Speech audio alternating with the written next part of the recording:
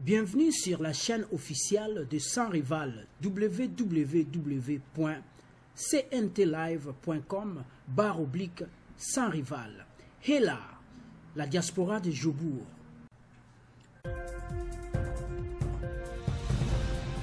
Sans Rival www.cntlive.com/sans rival sur CNT Live.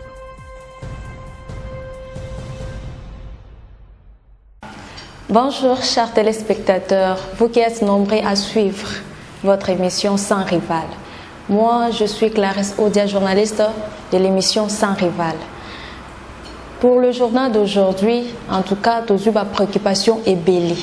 Beaucoup vraiment de préoccupations, venant par-ci, par-là. Mais nous avons préféré plutôt une cohabitation entre les régimes entrants et les régimes sortants. Donc, les gens ont du mal vraiment à digérer cette cohabitation, voire le président de la République, Félix Tshisekedi, auprès de M. Kabila, donc ils ont léqué là-bas, ils ont quelque chose mais ici, dans notre pays, pas encore les mamans.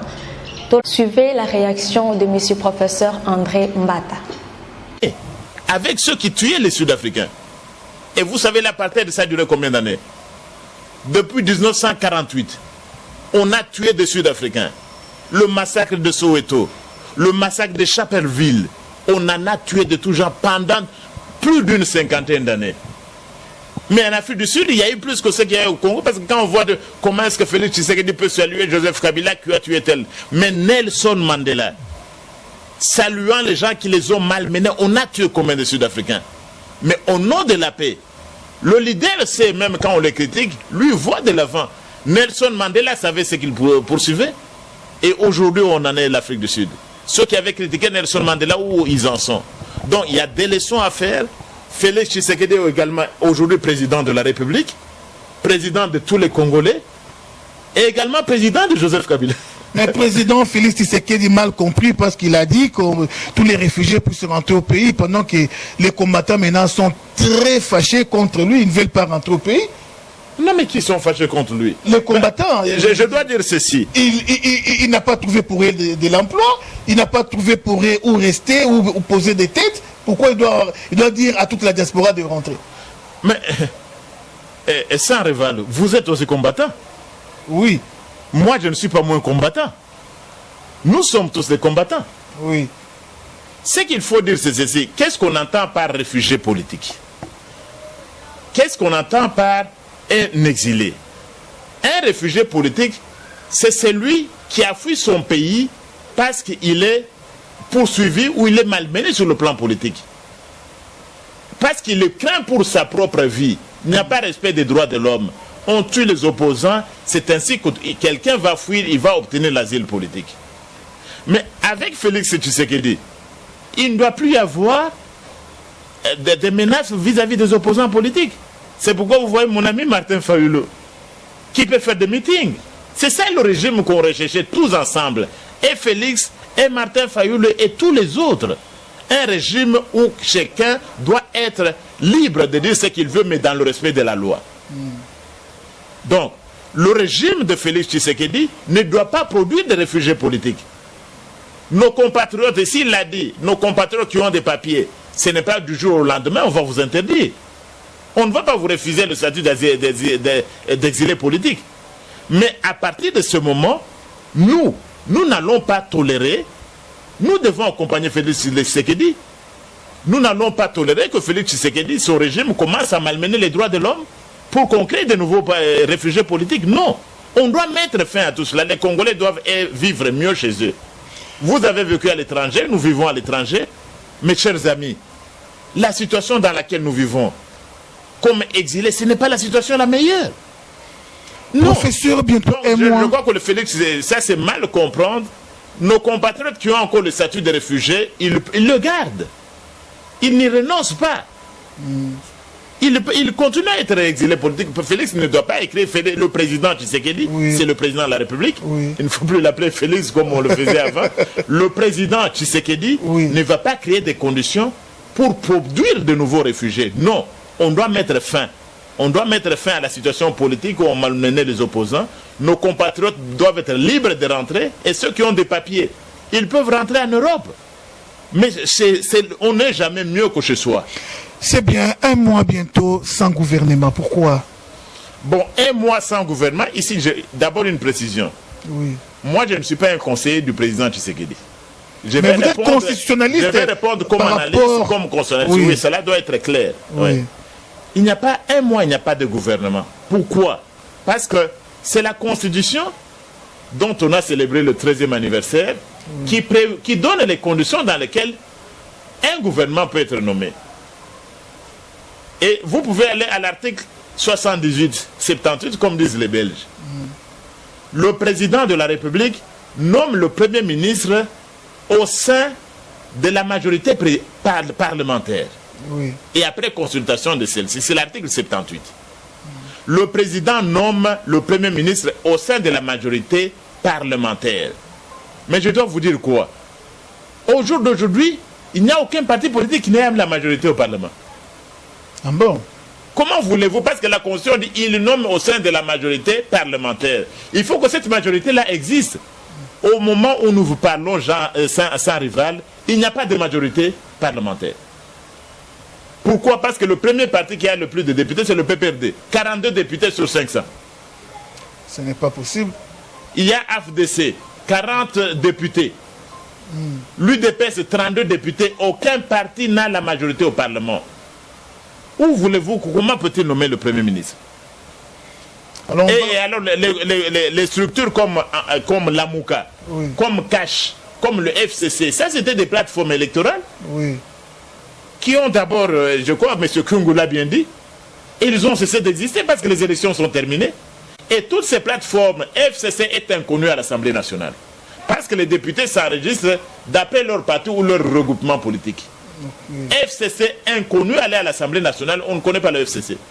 La MOUCA, allez, on ne connaît pas la MOUCA, on connaît seulement les CID, on connaît d'autres partis.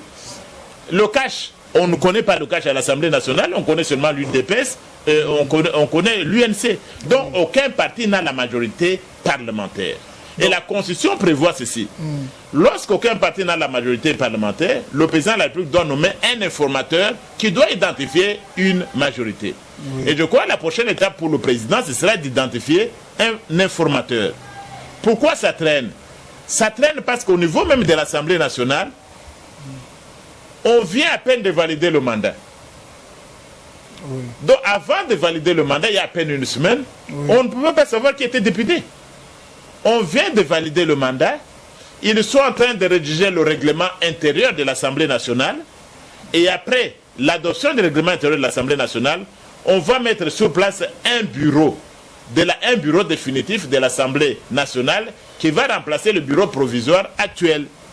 Je crois qu'il faut encore prendre une dizaine de jours pour qu'on ait un Premier ministre. Donc voilà la raison pour laquelle ça traîne, parce que la Constitution a prévu des règles. Et le président Tshisekedi, il est quelqu'un qui a dit qu'il va se battre pour l'état des droits. Oui. L'état des droits, c'est aussi le respect de la Constitution. C'est pourquoi les choses restent. Professeur, vous avez beaucoup combattu, vous avez vraiment beaucoup lutté pour que nous puissions arriver à ces stades ici. S'il faudra vraiment servir ce peuple, quel est le ministère qu'il vous faut vraiment, professeur, pour qu'il y ait un véritable état des droits, pour que vous puissiez mettre en pratique ce que vous avez appris à l'école et ce que vous enseignez à vos étudiants? Je vais répondre à votre question sans rival. Vous voyez la lutte qu'on a menée pour l'état des droits dans notre pays. Au début, nous avons un jugement très sévère vis-à-vis des intellectuels et des universitaires congolais. Parce que la plupart des fois, lorsque les universitaires, les intellectuels se prononçaient sur le champ politique, c'était pour participer aussi à la mangeoire. Je vous dis, ce combat, vous le savez, est mené depuis 2013. Oui. Malgré les offres, personne ne m'a jamais vu au gouvernement de Kabila. Parce que je ne pouvais pas. Et j'ai été sollicité aussi. C'est parce que l'universitaire ne doit pas se battre pour les postes ministériels. Donc ça, c'est une précision de taille. Okay. Le combat que nous avons fait, ce n'était pas un combat c'était un combat par idéal et pour objectif. Ce n'était pas pour entrer au gouvernement comme tout le monde. Parce que ce que nous avons critiqué, nous n'allons pas l'accepter. Mais maintenant, l'état de droit est là.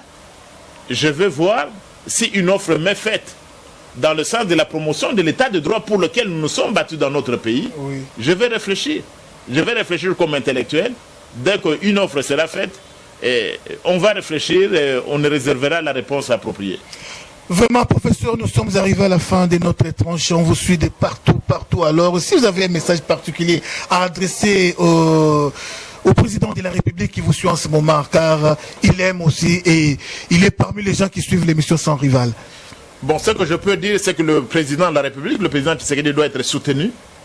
Ça ne sert à rien de passer trop de temps inutilement à combattre le président qui est lui-même, qui vient du plus grand parti politique de l'opposition. J'ai posé la question au départ. Ouais, de retour sur ces plateaux, toujours avec votre humble servante Clarisse Odia, Makambouza et Billy. Vraiment et Billy. Mais par-ci, par-là, toujours la mouka boye, la mouka comme ça. Mais jusque-là, la mouka n'accepte toujours pas les résultats publiés par la CENI ni la Cour constitutionnelle. Trop de rumeurs, trop de éviter, qui la mouka est couffée dans la mouka est sous-souté avec Moïse Katumbi. Donc, à venir, ils sont sous-souté pour la mouka. En tout cas, nos professeurs André Mbata, parce qu'il est professeur en droit constitutionnel. Il est à mettre en tout cas les choses en ordre. On réclame la vérité des urnes. Qui mieux que l'UDPS, qui mieux que le président de l'UDPS pouvait remplacer Joseph Kabila? Non. Je dis la vérité des urnes. Mais la vérité des urnes, les gens ne le savent pas souvent. Lorsque la Cour constitutionnelle s'est prononcée, vous avez vu, notre population est contente que le président Félix Tshisekedi soit là. Vous avez vu comment les gens tremblent déjà. Parce qu'il vient instaurer un état de droit. Je crois, nous devons tourner la page et avancer. Le débat sur la vérité des urnes s'est dépassé. D'abord, la vérité des urnes n'existe nulle part. La vérité, c'est toujours une vérité relative de ceux qui le disent. Parce que la vérité, mais c'est la vérité de la Cour constitutionnelle. Oui. Comment voulez-vous que votre vérité à vous s'impose sur la vérité des autres? Mais moi, j'étais aux élections, par exemple. Il avait plus de 10 avocats. Il avait plus de juristes, plus de 10 avocats avec lui. C'est un juriste. Nos amis doivent comprendre que ce débat dans lequel nous intervenons, c'est un débat de droit. Moi, je suis juriste. Si vous êtes médecin, je n'interviendrai pas dans ce débat-là parce que je suis nul. Oui. Laissez les juristes commenter le débat de droit. S'il vous plaît. Tout le monde n'est pas constitutionnaliste, même quand on a fait le droit. Tout le monde ne connaît pas ces choses. Nos amis avocats n'ont pas amené la preuve. En droit, on dit ceci, que quand vous êtes... La preuve incombe à l'accusateur. Quand vous dites que vous avez été élu, amenez les preuves qui démontrent que vous avez eu 6 millions de voix. Moi, je peux vous dire que j'ai eu les preuves. Mais vous allez devant la cour, vous n'avez aucune preuve, vous allez dire la vérité des urnes. La preuve, c'est la 5. Vous allez dire la preuve, c'est la 5. Ou la preuve, c'est RFI. La preuve, c'est Economic Financial Times aux États-Unis. La preuve, c'est RFI. La preuve, c'est quoi? La preuve, c'est TV5 Monde. La preuve, c'est France 24. Ou Le Soir en Belgique. Non, laissons ces débats-là. Vous n'avez pas de preuves. Et nous parlons au Congo parce que très souvent, quand on est à l'extérieur du pays, on réfléchit autrement. Laissons ce débat-là. C'est un débat dépassé. Que pensez-vous de la petite rébellion qui se prépare? Nous laissons ce débat-là. C'est un débat dépassé. Travaillons ensemble pour construire notre pays. Si on doit faire l'opposition, tout le monde ne doit pas travailler avec le président Félix Tshisekedi. Parce que l'opposition doit également exister. La démocratie ne peut pas prospérer sans l'existence d'une opposition. Ceux qui doivent être dans l'opposition, qu'ils soient dans l'opposition, mais une opposition constructive. La rébellion ne passera pas. L'histoire de notre pays a démontré que ce pays ne peut pas connaître l'inanition par rébellion. Depuis 60, nous avons eu, en 60, il y a eu la rébellion dans ce pays. La RDC n'est jamais morte. Oui. En 64, il y a eu des rébellions. Ce pays n'a jamais disparu. Ce pays a été agressé par des troupes étrangères. Oui. Ce pays n'a jamais disparu. Il y a eu des rébellions de tout genre. Des rébellions des Congolais, tout ça. Ce pays n'a jamais disparu. Donc, il ne faut pas aller dans cette aventure-là de la rébellion. Ce pays, comme je vous le disais au sujet du président Kabila, qu'il n'y aura pas de troisième mandat, oui. Je peux vous l'affirmer que ce pays ne disparaîtra pas à cause d'une rébellion. Toute tentative de rébellion est vouée à l'échec. Ce que nous disons maintenant, c'est que travaillons ensemble, construisons un pays plus beau qu'avant au cœur du continent. C'est ça le message que je peux donner à mes compatriotes. Vraiment, et effectivement, nous allons rester vigilants. Accompagner le président Tshisekedi, ce n'est pas accepter tout ce qu'il dira. Mais accompagner le président Tshisekedi, c'est le conseiller. C'est lui donner de la voix parce que c'est ça le président, c'est le changement que nous attendions. Qu'est-ce que nous attendions encore? Nous voulions que Joseph Kabila reste là pendant 100 ans président de la République? Non. Donc qu'on laisse le président Félix Tshisekedi travailler. C'est le président de tous les Congolais et également le président de Joseph Kabila. Comprenez que les Congolais ne veulent pas aussi voir Joseph Kabila circuler, je ne sais pas si vous avez un mot à dire là-dessus. Quand on les voit, on sent que c'est lui qui est toujours président. Ils ont cette nostalgie. Non, que les gens laissent Joseph Kabila circuler. S'il y a des actions pour les crimes contre l'humanité et autres, ces actions-là ne sont pas abandonnées. Mais qu'on laisse Joseph Kabila circuler, parce que Joseph Kabila a finalement entendu le message que nous lui donnions. Il y a une vie après la présidence. Il y a eu des flatteurs, je vous dis, même en dernière minute, il y a eu des gens qui sont sortis pour dire non, d'après le droit constitutionnel, il a droit à un 3e mandat, on peut aller à la 4e République. Où est-ce qu'ils sont partis? Qu'on laisse Joseph Kabila tranquille, il a fait sa part, qu'on travaille ensemble, qu'on travaille, ceux qui peuvent travailler avec le président Tshisekedi qui le soutiennent, parce qu'il n'y a pas de président au Congo. L'unique président que nous avons aujourd'hui, M. Kyungu l'a dit clairement, il n'y a pas de président au Congo.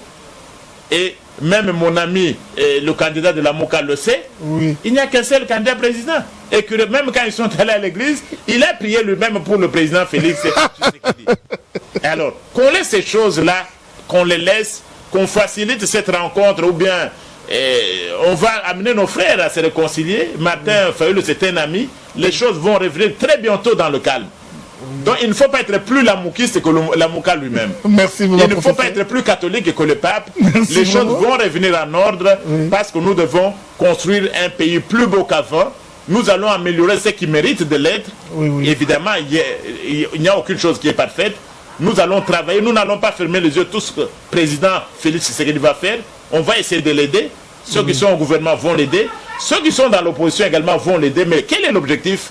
Nous n'avons que ce Congo comme pays. Nous avons vécu longtemps à l'étranger. Mais s'il est possible d'apporter une contribution à la reconstruction de notre pays, faisons-le. Faisons-le comme fils et filles d'un seul pays. Travaillons ensemble pour bâtir un pays plus beau qu'avant. Merci vraiment, nous disons... Oh, c'en est fini avec la Mouka. En tout cas, Baba Kyungu a claqué la porte. Donc, de quoi il y a gagné pas comme ça? Donc, avec Moïse Katumbi, donc, c'en est fini la Mouka. Oh, pitié. En tout cas, il fallu Raboye. Bon, courage, hein, tous ceux qui ont voté, M. Martin, en tout cas, courage, Kaka, Bokoba Kaka. Bon, à venir, tu éviter, mais bon, continuer, Kaka. Nous continuons avec notre émission, notre travail, tous continuer, Kaka, Kaka, l'émission Sans Rival. En tout cas, c'est avec plaisir de vous présenter cette émission. Tous mes chers téléspectateurs, en tout cas, je vous love et aggrave. Je salue mon papa Sans Rival, de gros bisous à lui et tous mes téléspectateurs, en tout cas, bye.